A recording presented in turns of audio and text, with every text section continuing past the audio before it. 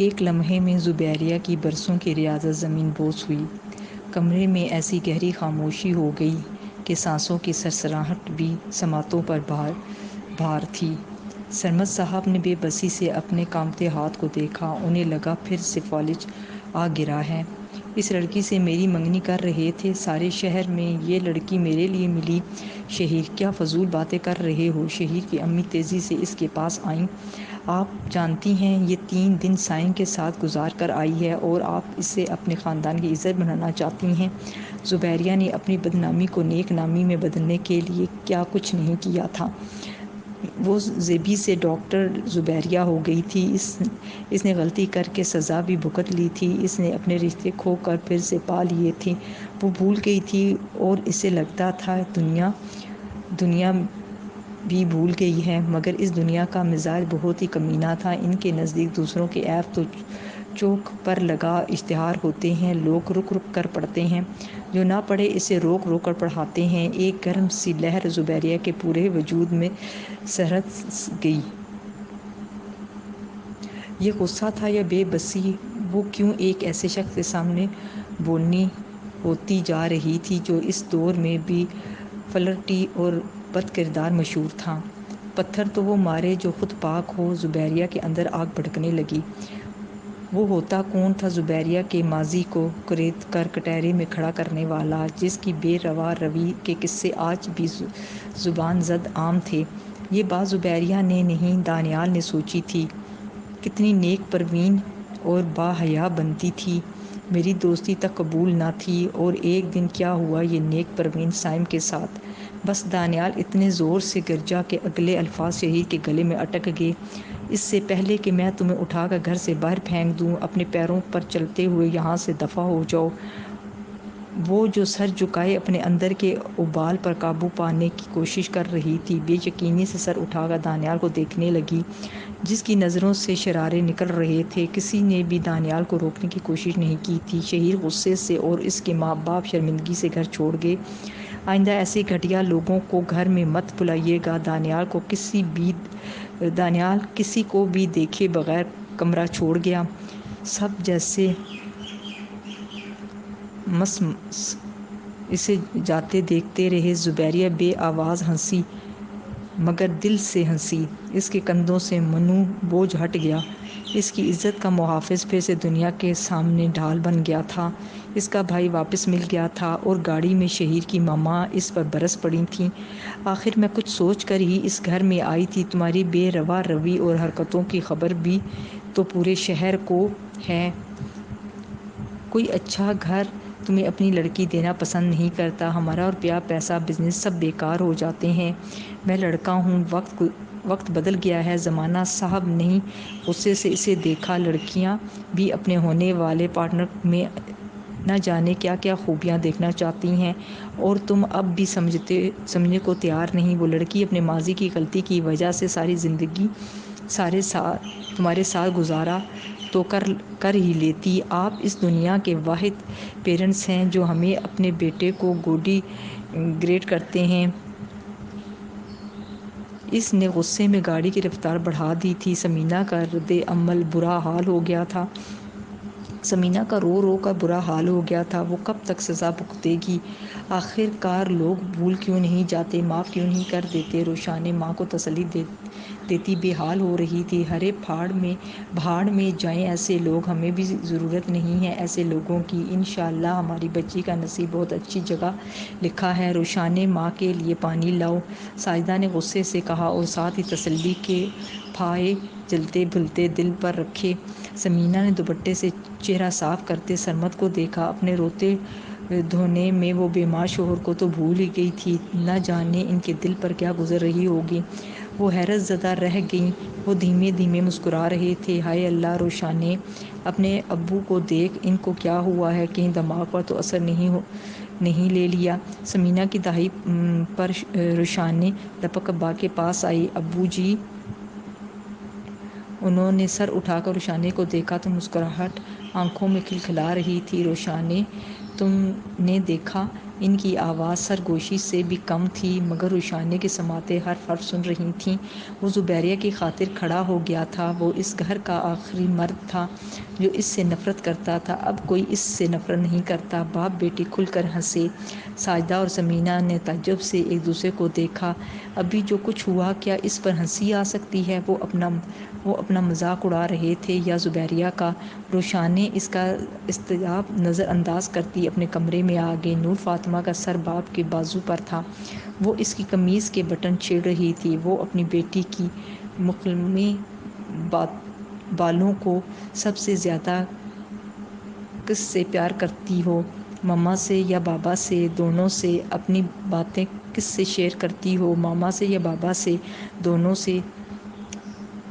دانیال نے نور فاطمہ کے ماتھے پر بوسہ دیا۔ زندگی میں کبھی ہم سے کوئی بات نہ چھپانا، ہم سے ہر بات شیئر کرنا۔ آئی پرومس یو، میں تمہاری ہر بات سنوں گا، کبھی تم پر غصہ نہیں کروں گا۔ روشانی آ کر دوسری طرف بیٹھ گئی۔ دانیال نے اپنی بات جاری رکھی۔ میں کبھی تم پر غصہ نہیں کروں گا، تمہاری ہر فیلنگز کو سمجھوں گا۔ اوکے بابا، تم بھی پرومس کرو کبھی بابا کو ہرٹ نہیں کرو گی، ہمیشہ ان کی بات مانو گی۔ روشانی نور فاطمہ کے ساتھ لیٹ گئی۔ نور فاطمہ نے اچھے بچوں کی طرح فوراً پرومس کر لیا تھا۔ انسان جب تک خود اس مقام تک نہیں پہنچتا، وہ کبھی سامنے والے کی کیفیت نہیں سمجھ سکتا۔ اسے ہمیشہ لگتا تھا سرمد اور ثمینہ بہت کمزور ماں باپ ہیں، کیونکہ زیبی کی گردن نہیں اڑا دیتے، کیونکہ اسے گھر سے نہیں نکال دیتے۔ جو غلطی زیبی نے کی تھی، اس جرم کی پاداش میں گلی میں چلتے کسی بھی شخص کو پکڑ کر نقاب پڑھوا کر دفع کیوں نہیں کرتے؟ مگر خود باپ بنا تھا تو دل کسی نے نچوڑ کر رکھ دیا تھا۔ بس ایک بار نور فاطمہ کو زیبی کی جگہ رکھ کر سوچا تو سب کچھ سمجھ میں آ گیا۔ وہ تبھی ہار گیا۔ جلتے فانوس کے نیچے وہ خود بھی جل بجھ رہا تھا۔ قدرت نے کتنا اچھا موقع پلیٹ میں رکھ کر پیش کیا تھا، اور اس نے اپنی جلد بازی کے ہاتھوں پر وہ پلیٹ ہی توڑ ڈالی۔ کیا حرج تھا، ایک منگنی ہی تو تھی، کر لیتا، کچھ تھوڑا ایڈونچر تو رہتا۔ جس لڑکی کو پانے کے لیے سائم نے اتنے جتن کیے، وہ کتنی آسانی سے میری بیوی بننے جا رہی تھی۔ سائم کے لیے اس سے زیادہ تکلیف دہ چیز کیا ہوتی؟ وہ کمرے سے نکل کر سوئمنگ پول کے کنارے جا کھڑا ہوا۔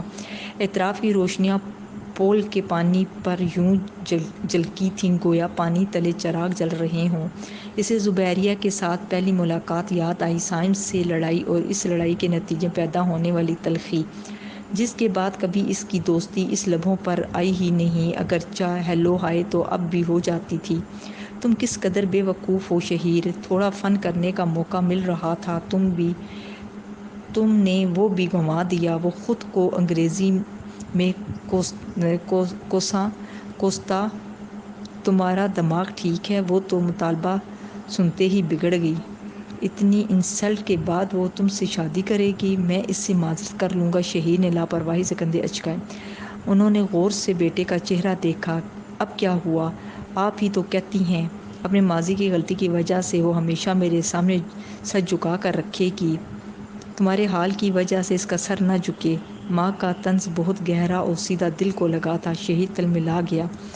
آپ کچھ بھی کہیں، لیکن میں نے فیصلہ کر لیا ہے، اب شادی کروں گا تو صرف زبیریہ سے۔ شہیر غصے میں آ کر چلا گیا۔ اب میں انہیں کیسے مناؤں گی؟ سیماب نے بڑی مہارت سے کیک بیک کیا اور کیا ہی شاندار تھا۔ ربن باندھے شہد رنگ بالوں کو بینڈ میں لپیٹے وہ بڑے انہانگ سے کام کر رہی تھی۔ گاجریں کاٹتی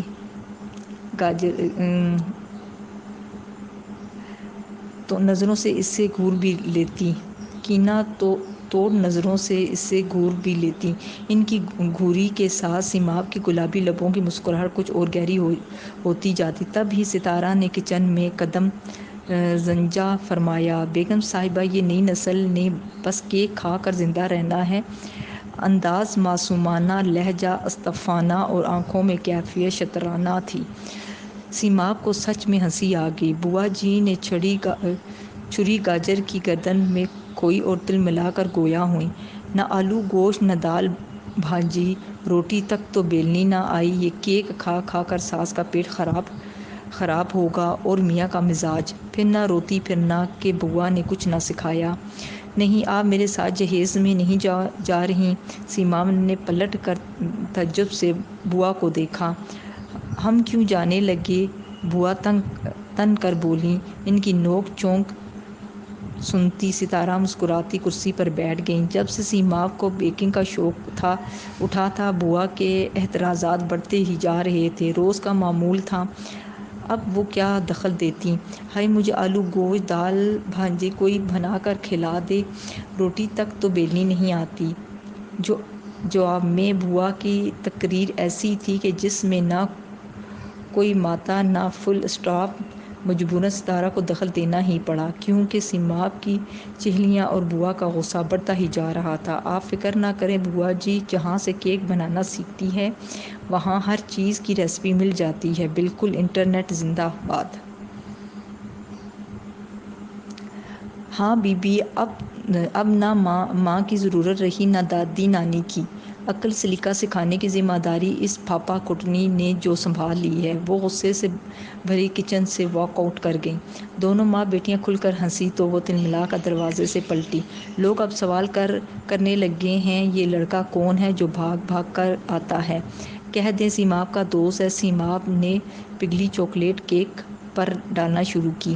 شرم سے ڈوب نہ مروں، یہ کہنے سے پہلے وہ تڑق کر کہتی وہاں سے چلی گئی۔ سیماب نے چور نظروں سے ماں کو دیکھا، ان کی مسکراہٹ غائب ہو گئی تھی۔ یہ پھپھا کوٹنی انٹرنیٹ کو کہہ دے گی۔ سیماب نے ماحول کی گپتھا کو ہنسی میں اڑانا چاہا۔ کہہ تو ٹھیک رہی ہے ماں، اب آپ تو ایسی باتیں مت کریں۔ وہ جھنجھلا گئی۔ آخر کہتا کیا ہے؟ میں خود نہیں جانتی۔ اگر وہ مجھ سے محبت کرتا ہے تو اتنے کنفیوژن کیوں ہے؟ سیماب کے لہجے میں تھکن اتر آئی۔ وہ سیماب کے پیچھے بھاگتے بھاگتے تنگ آ گئی تھی۔ اگر وہ تمہارا ساتھ نہیں چاہتا تو اس سفر کو ختم ہونا چاہیے۔ سیماب نے مڑ کر دیکھا، وہ بتا نہیں رہی تھی، ماں ہونے کے ناطے فیصلہ سنا رہی تھیں۔ اگر تمہیں یہ پتہ چلے کہ میری زندگی میں تم سے پہلے بھی کوئی لڑکی تھی۔ کیک کو سیٹ کرتی چھری ساکت ہو گئی۔ کیا واقعی سائم کی زندگی میں مجھ سے پہلے بھی کوئی لڑکی تھی؟ کوئی ایسی لڑکی جو جا کر بھی نہ گئی ہو؟ سوال اسے کاٹنے لگے تھے۔ فکر نہ کریں اماں، کسی چھوٹی آس میں وقت نہیں ضائع کروں گی اور نہ سائم کو اس بات کی اجازت دوں گی کہ میرے جذبوں کو یوں بے وقت کرے، کیونکہ میں اس کے پیچھے بھاگوں گی نہیں۔ سیماب لسانیت سے کہہ کر اپنے کام میں مگن ہو گئی۔ ستارہ نے دل گرفتی سے اپنی خوبصورت بیٹی کو دیکھا۔ مگر تم اس سے محبت کرتی ہو سیماب؟ چاکلیٹ پر اسٹرابری سجاتے سیماب کے ہاتھ رک گئے۔ اس کا جواب اسے اپنے اندر تلاش کرنا تھا۔ اس کی میز پر سفید پھولوں کا گلدستہ اور کارڈ رکھے تھے۔ ننھے سفید پھولوں پر کھڑکی سے آتی آخر نومبر کی دھوپ ان کی رنگت کو کچھ اور جلا بخش رہی تھی۔ زبیریہ نے گلدستہ اٹھا کر دیکھا۔ کارڈ پر معذرت کے الفاظ تھے اور بھیجنے والے کا نام نہیں تھا۔ روشانے، یہ کس نے بھیجا ہے؟ زبیریہ نے اندر داخل ہوتی روشانے سے پوچھا۔ شہیر کا ڈرائیور دے کر گیا تھا، روشانے نے سادے سے لہجے میں کہہ کر اس کے بیڈ پر بیٹھ گئی۔ زبیریہ کا چہرہ شرمندگی سے جلنے لگا۔ تمہیں واپس کر دینے چاہیے تھے۔ اس نے پھول ہاتھ سے چھوڑ دیے، گلدستہ گرا اور کچھ پھول پر ٹوٹی تتلیوں کی طرح میز پر بکھر گئیں۔ اس کی مدر کا بھی فون آیا تھا، بہت شرمندہ تھیں۔ تمہیں نہیں لگتا یہ قصہ ختم ہو چکا ہے؟ ان کا انسلٹنگ لہجہ مجھے یہ بتانے کے لیے کافی ہے کہ وہ زندگی بھر میری عزت نہیں کرے گا۔ زبیریہ نے غور سے روشانے کا چہرہ دیکھا، وہ خاموش تھی۔ یا تمہیں لگتا ہے جس بھی شخص سے میری شادی ہوئی وہ زندگی بھر میری عزت نہیں کرے گا؟ ایسی باتیں مت کرو۔ روشان نے تڑپ کر زبیریہ کو دیکھا۔ مجھے اب اس سے کوئی فرق نہیں پڑتا۔ اس نے بکھرے پھولوں کو ہتھیلی سے جمع کر کے میز کے کونے سے لگا دیا۔ کیونکہ اب میں نے خود اپنی عزت کرانا شروع کر دی ہے۔ زیبی، ایک بات پوچھوں؟ روشانے کے لہجے میں تضرب تھا۔ زیبی نے بالوں سے کیچر نکال دیا اور ڈریسنگ کے سامنے جا کر برش اٹھا لیا۔ سائم آج کل کہاں ہوتا ہے؟ زبیریہ نے حیرت سے آئینے میں منعکس ہوتے روشانے کے عکس کو دیکھا۔ تمہیں کہاں سے یاد آ گیا؟ بس یوں ہی خیال سا آیا، اس کی منگنی ہو گئی ہے۔ زبیریہ نے سپاٹ لہجے میں روشانے کی بات قطع کی اور ہلکے توقع کے بعد اپنی بات مکمل کر دی۔ سیماب کے ساتھ؟ ستارہ خالہ کی سیماب کے ساتھ؟ روشانے ہکا بکا رہ گئی۔ زبیریہ نے اس بات میں سر ہلایا اور بال بنانے لگی۔ اس کی سلکی سیدھے بال کندھوں سے کچھ نیچے آتے تھے۔ اس سے بھری دنیا میں سیماب ہی ملی تھی۔ میں نے بھی اس سے یہی پوچھا تھا، تو